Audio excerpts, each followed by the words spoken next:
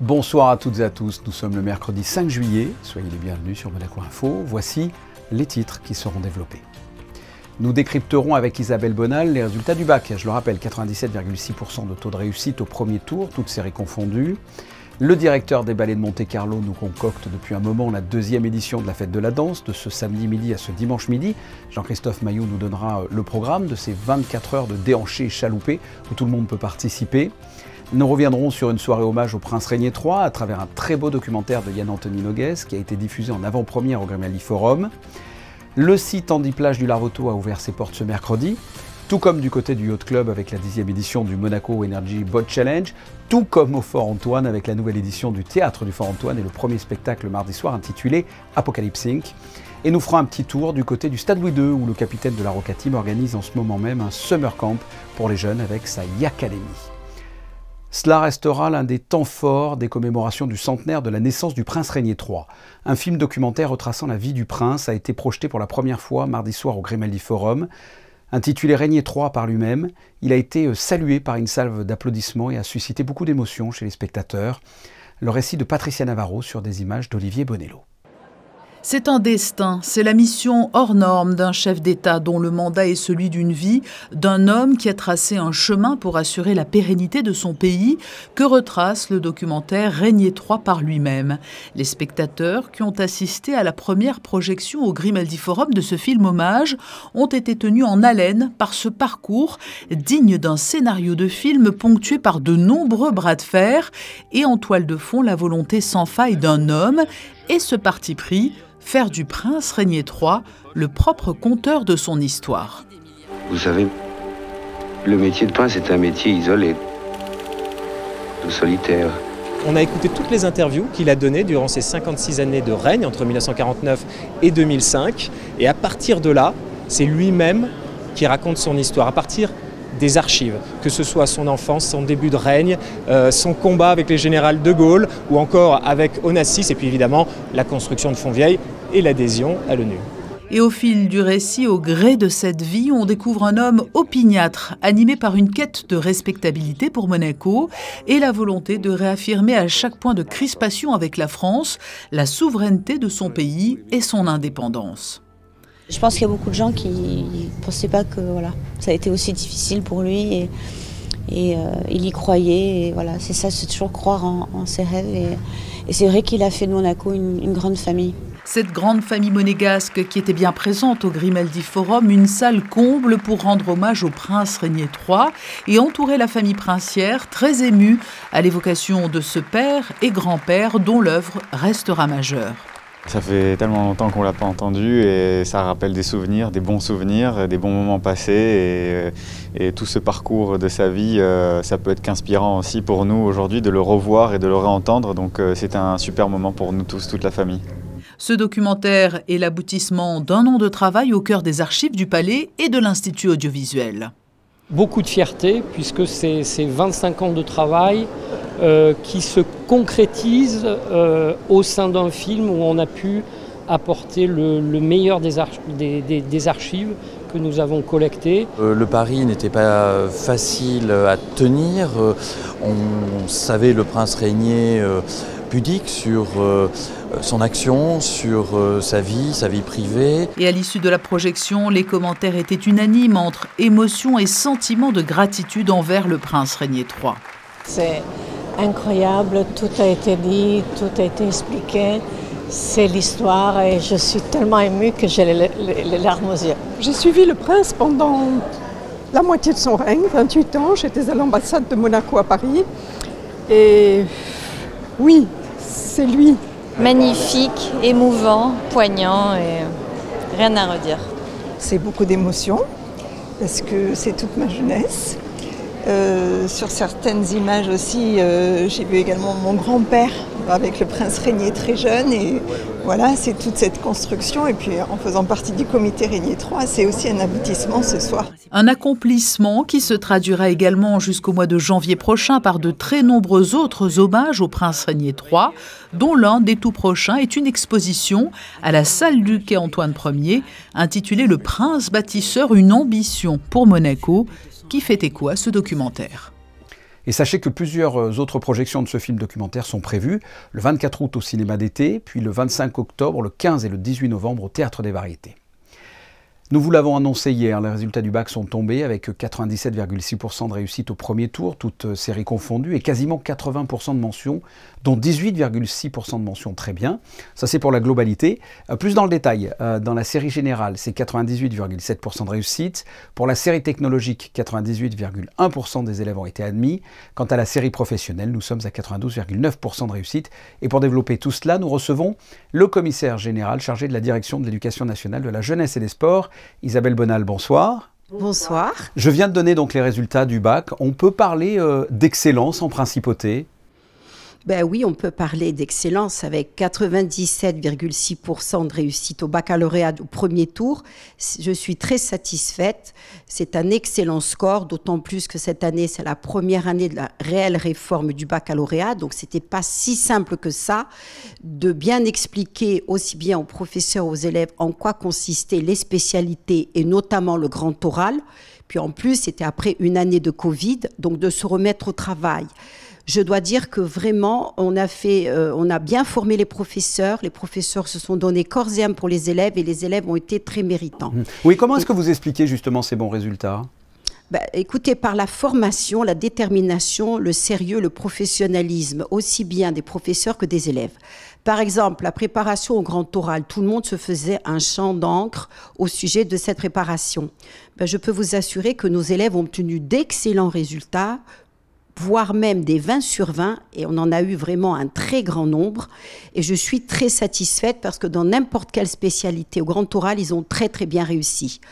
Il en est de même, par exemple, pour les spécialités mathématiques, SVT, physique, des notes remarquables, notamment aussi en langue. Mais ça, tout le monde sait que nous avons de très bons résultats, notamment en anglais. C'est quasiment une seconde langue.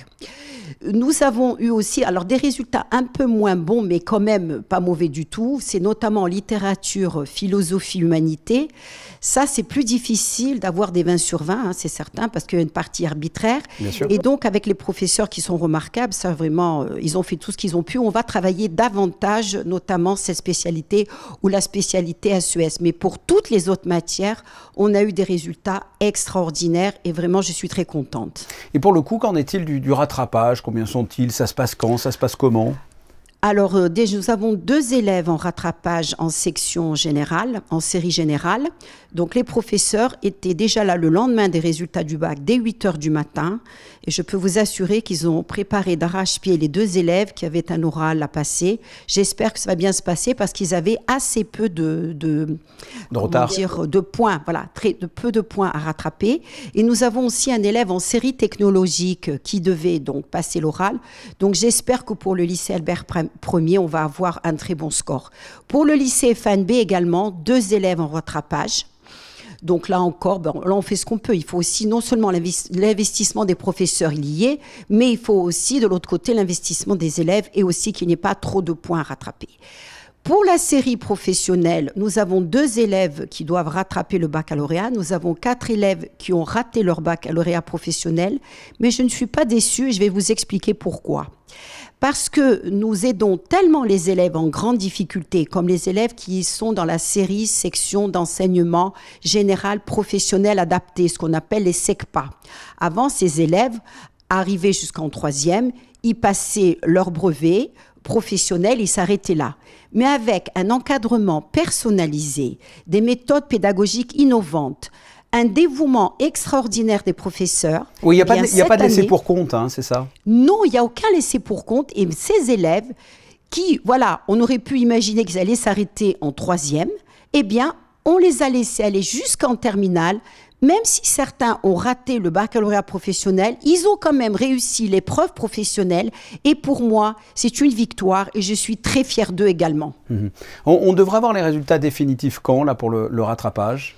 Je pense d'ici vendredi. Je pense d'ici vendredi, donc je pense que, bon, avec un peu de chance, on aura, je sais pas, peut-être 98,5 ou 99%, mais c'est déjà extraordinaire, parce que, comme vous savez, l'excellence, c'est l'excellent pour tous. Même si un élève a des difficultés, on le met pas sur, on ne l'élimine pas, on le laisse aller jusqu'au bout. Moi, je veux que les élèves réussissent dans n'importe quelle voie. Même si on a un élève qui va rater son bac, je vais lui laisser sa chance, mais on va l'aider quand même jusqu'au bout. D'accord. Là, ce sont les vacances, mais j'imagine que l'on prépare déjà la rentrée prochaine avec peut-être des nouveautés, des scoops peut-être à nous annoncer. Alors, les scoops, je ne vais pas tous vous les dire, sinon ça n'aurait aucun intérêt. Il y aurait plus de surprises. Je vais juste vous dire deux choses. Je peux faire deux révélations. Dans un premier temps, et ça je suis très fière d'en avoir eu une initiative, nous allons ouvrir le bac français international en principauté de Monaco au lycée Albert Ier. C'est une première, à l'instar des grands lycées français. Et nous allons faire un déménagement, c'est-à-dire que nous allons déplacer l'enseignement supérieur de comptabilité, BTS comptabilité DCG au lycée Régnier 3. Donc voilà, les deux nouveautés, mais bien sûr, il y aura bien d'autres choses que je vous dirai en septembre. Exactement. En attendant, on croise les doigts pour les élèves qui passent le rattrapage. Isabelle Bonal, merci d'avoir répondu à mes questions. Merci. Au revoir. Ce matin, au Larvoto, le site Handiplage a été inauguré pour une nouvelle saison, une activité qui permet aux personnes handicapées ou à mobilité réduite de profiter de la mer et se baigner. On écoute Michael Fiori de la direction de l'action et de l'aide sociale. On est ouvert du 3 juillet au 3 septembre, de 10h à 17h. Et comme vous le voyez derrière moi, donc il y a des équipes d'handiplagistes qui sont donc présentes pour accueillir les personnes en situation de handicap ou à mobilité réduite, pour les accompagner et les faire profiter des joies de la baignade, soit par nos tirs à l'eau, soit par un accompagnement. Et on a donc également cette année, comme habituellement, pour les personnes qui seraient véhiculées en situation de handicap, l'attribution d'un ticket forfait 3 heures gratuite au parking du Larvoto. On est vraiment dans une démarche d'inclusion dans toutes les composantes de la société, et notamment cette activité, je veux dire, on a la chance d'avoir un très beau Larvoto, une très belle plage, et pour lesquels ils ont plaisir à venir se baigner et justement être intégrés, profiter d'un bon moment, bronzer, voilà. Depuis 10 ans maintenant, le Monaco Energy Boat Challenge, organisé par le Yacht Club de Monaco, s'impose comme le rendez-vous des énergies alternatives. Cette nouvelle édition a donné son coup d'envoi ce mercredi. Reportage de Vanessa Dessy et Sylvain Péroumal. 25 nations, 31 universités et une cinquantaine d'équipes, soit plus de 500 étudiants, se confrontent en mer au cours d'épreuves organisées durant 4 jours. Les bateaux peuvent ainsi démontrer tous leurs atouts. Qu'ils soient étudiants ou acteurs de l'industrie, tous se retrouvent afin de partager leurs connaissances et débattre autour du futur du yachting. Alors, le programme il est particulièrement intense puisque d'année en année on a de plus en plus de participants, de jeunes, et on en est absolument très heureux. Pratiquement les 5 continents sont représentés, ça c'est quelque chose d'exceptionnel. Et puis pour nous c'est un bain de jouvence, on reçoit pendant une semaine entre 500 et 600 jeunes ingénieurs qui amènent leur dynamisme, leur passion et leur vision aussi du futur. C'est certainement eux qui vont construire le yachting de demain. On est tout à fait dans les valeurs du club puisqu'on est dans la transmission et puis dans tout ce qui peut être plateforme de communication pour améliorer, pour essayer de contribuer à la décarbonisation de notre planète et à la continuité aussi du yachting qui est notre passion. Une équipe venue tout droit d'Allemagne a souhaité pousser le défi encore plus loin en tentant une fabrication à 0 émission de CO2. Pour le transport de Berlin jusqu'ici, on a réussi quand même à avoir un sponsor avec un camion à hydrogène. Et c'était une combinaison entre camion hydrogène et bio-CNG. Nous, on ne veut pas juste aller sur l'eau et ne pas émettre, mais nous, on veut aussi essayer de construire un bateau sans émettre des émissions. On n'y a pas réussi. Mais on n'y est pas encore, mais on a essayé le plus possible. Donc si vous regardez derrière moi, on a un bateau plein de bambou, de bois et on le dit comment en français, composite materials. C'est une plante qui pousse, c'est pratiquement de l'herbe. Et puis on met du gel coat dessus et avec un système de sandwich. Donc on a du plastique recyclé dedans, 2 cm, et on met ce flax fiber au-dessus et en bas. Et ça devient des plates assez résistantes pour tout. Le défi cette année est de réunir un nombre record de constructeurs d'unités électriques qui représentent l'une des solutions d'avenir de la plaisance. Bénéficiant du soutien de la Fondation Prince Albert II, l'événement voit ainsi l'implication d'acteurs faisant référence dans le monde du yachting. Ça regroupe beaucoup de choses qu'on affectionne énormément. Déjà, la première chose, c'est travailler sur des solutions d'énergie renouvelable. Donc c'est vraiment dans l'air du temps et c'est nécessaire pour construire un avenir serein pour tout le monde. Deuxième chose, ça entraîne aussi des jeunes et des gens motivés par notre industrie à s'intéresser à la question et travailler sur des solutions et avoir un peu de compétition aussi pour se mesurer les uns des autres et voir effectivement comment ils peuvent s'améliorer chacun d'eux. Donc on est vraiment très heureux de faire partie de cet événement et d'avoir la possibilité à la fois d'encourager les jeunes et d'encourager aussi des solutions qui soient éco-responsables. Parade, essai en mer, record de vitesse, course endurance ou slalom, le Yacht Club de Monaco ouvre ses quais jusqu'à samedi afin de démontrer l'efficacité de ses prototypes dans un cadre de démarche écologique. Nous vous parlons culture à présent avec la toute première soirée événement du Théâtre du Fort Antoine. Comme chaque été, des spectacles gratuits et ouverts à tous sont proposés au public dans le fabuleux Écrin monégasque. Hier soir, pour l'ouverture, les spectateurs ont pu découvrir le talentueux Luciano Rosso avec un seul en scène décalé. Un reportage de Julia Vial et Alban Gingembre. On change de côté. Hey. Luciano Rosso, comédien argentin, incarne dans son spectacle une quarantaine de personnages délurés et fantasques. Le public du Fort Antoine avait d'ailleurs déjà pu le découvrir en 2015.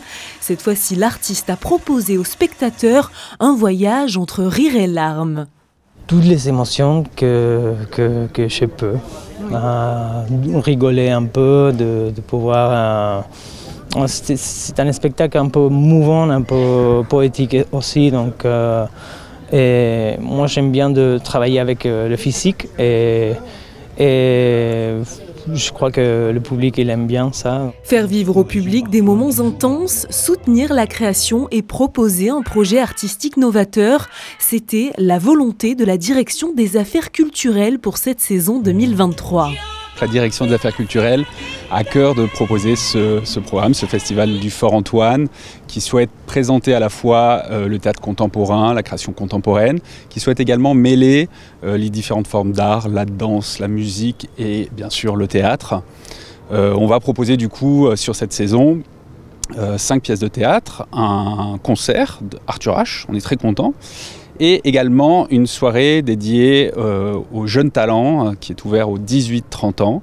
Et voilà, c'est une façon en tout cas de proposer à notre public en principauté des spectacles gratuits de qualité. Une nouvelle programmation pluridisciplinaire longuement réfléchie et qui a aussi nécessité de nombreuses recherches. C'est un an de travail. Je commence à aller voir des pièces au Festival d'Avignon. J'ai trouvé l'année dernière La Bombe Humaine qui viendra le 11 juillet, qui est une compagnie belge. Donc cette fois-ci, je ne suis pas partie en Belgique pour les voir. Après, à Paris, c'est vraiment quelques mois de recherche pour voir un petit peu ce qui se fait aussi pour pouvoir proposer des spectacles qui sont à l'image de la création contemporaine et aussi pluridisciplinaire. On y tient pas mal, on mélange beaucoup musique. L'année dernière, on avait les arts du cirque. Cette année, on est vraiment dans la musique et le théâtre et l'acrobatie aussi ce soir. Prochaine soirée au Théâtre du Fort Antoine le 6 juillet avec Le Grand Voyage, un spectacle musical qui retrace l'histoire de l'orgue de façon ludique, poétique et pédagogique. Vous avez pu le constater, ce comédien joue avec son corps. Eh bien, tous ceux qui le souhaitent pourront bouger leur corps comme ils le veulent pendant 24 heures du samedi au dimanche. La première et unique édition date de 2017. La Covid étant passée par là, la manifestation était attendue. Eh bien, c'est le retour de la fête de la danse ce week-end. Et nous sommes pour en parler avec Jean-Christophe Maillot. Bonsoir. Bonsoir. Ça y est, on y est enfin, la deuxième édition de la fête de la danse. Cela faisait quand même 6 ans qu'on attendait. Oui, ça a été un peu long. Je crois qu'il y a eu quelques étapes dont tout le monde a dû souffrir, à savoir le Covid et autre chose. Mais enfin, on est là, on est prêt, tout est en place et on se réjouit de pouvoir célébrer ça comme il se doit à partir de samedi soir. Quel devrait être l'esprit, l'âme de cette fête de la danse ? Je crois que l'essentiel, c'est même l'origine de cette fête de la danse, c'est de donner la place au spectateur, que le spectateur devienne acteur et qu'on lui offre la possibilité de se faire plaisir, de danser, de se mouvoir, d'être en relation avec la musique, d'être en relation avec les artistes.